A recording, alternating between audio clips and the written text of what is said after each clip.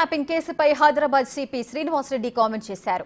Prabhakar రావుకి red corner notice ఇచ్చేందుకు legal proceedings follow అవుతున్నామని అన్నారు. ఈ కేసులో నిందితులు ఎన్ని ఆధారాలు ధ్వంసం చేసినా తాము కష్టపడి ఆధారాలు సేకరిస్తున్నామన్నారు. కేసులో ఎవరి ప్రమేయం ఉన్నా చట్టపరమైన చర్యలు తప్పవని స్పష్టం చేశారు. Everything has a structure, right? ఇప్పుడు కేసును మేము మరి బునియాద్ నుంచి తీసుకొస్తున్నాం.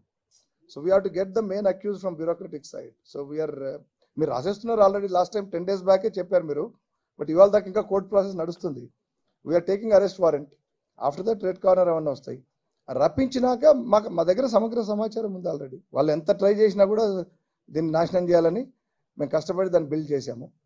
సో లాజికల్ సీక్వెన్స్లో పోవాలి ఇది. ఇప్పుడు you have to if you build a house, బునియాదు బ్రిక్ బై బ్రిక్ పేర్చుకుంటూ వస్తాం.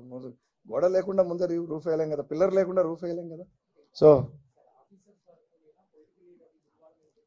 ఎందుకు వస్తుంది మీకు ఆ డౌట్? ఆఫీసర్ వరకే, పొలిటికల్ లీడర్ ఎవరు వస్తే వాళ్ళు వెళ్తారు. సిస్టమేటిక్గా పోతాం. అండ్ ముందు who ever has done it, basically the perpetrators and the conspirators. So perpetrators మనం ముందు కన్సాలిడేట్ చేసిన తర్వాత కాన్స్పిరేటర్స్, అబెటర్స్ వాళ్ళు వస్తారు. To me, there is no difference.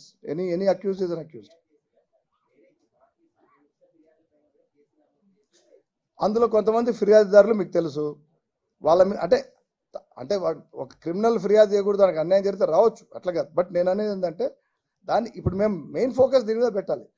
100 వస్తాయి, నేను మొదలు పెట్టాలంటే ఇంకో 100 వస్తాయి, 1000 వస్తాయి. I don't want to get distracted. We are doing systematically. Everybody will get justice. This kind of injustice, privacy, invasion into privacy of others' lives shall be stopped.